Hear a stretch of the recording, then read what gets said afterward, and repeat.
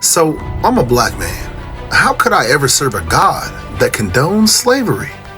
That's a tough topic. The first thing we gotta understand is that we all live in a wicked, evil world. And nowhere in the Bible does God ever say slavery is actually a good thing. The Bible has slavery, incest, murder, transsexuality, homosexuality, sin, all of those things. The Bible's not here to say that those things are good just because it's documenting them. But what you'll actually notice as you read the Old Testament specifically is that whenever God had a people enslaved, those were pagan people.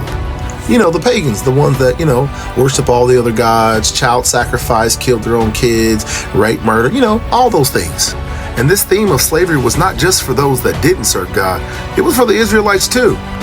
You'll also find every time the Israelites began to start to follow the crowd and start worshiping all these other gods like Baal and all of them, guess what? They found themselves shortly in slavery. And to be honest, God often uses trials and tribulations to correct our behavior. Hebrews 12:6-7 says, "For the Lord disciplines those that he loves, and he punishes each he accepts as his child. And as you endure this divine discipline, remember that God is treating you as his own children. So who has ever heard of a child who was never disciplined by its father?"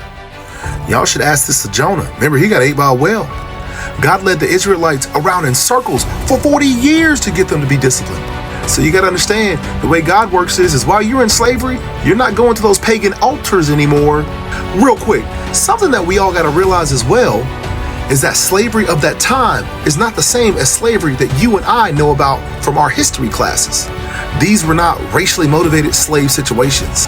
So back then, if you was like hungry and poor, you died. There was no food stamps. There was no government assistance. Like God, that was it. So what people did in that time is if they were struggling and they needed help, they needed food, they wanted to feed their family, they would go sell their work and labor to someone who had money and they were able to get food.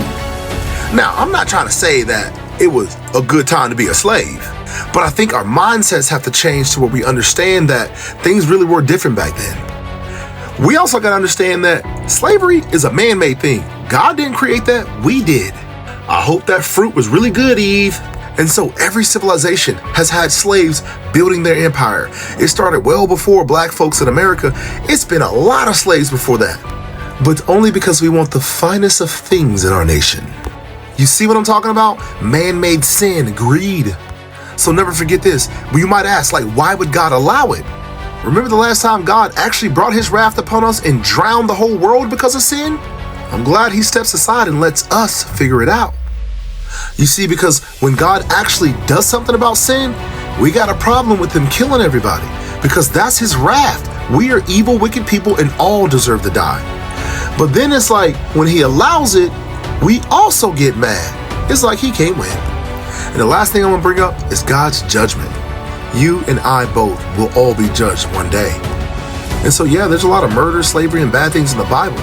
So when God would tell the Israelites to go into a town and say, "Off with their heads," you gotta understand that's just God's judgment. And you nor I know when that day will come. That is in God's hands.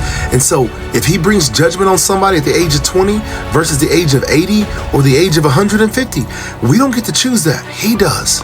Because he sees all and knows all. So he knows that if, let's say, John down the street, who's very wicked, doesn't die at 40, he's going to have a bunch of kids that are going to grow up just as evil as him. And now there's going to be 3 generations of evil people running around this earth.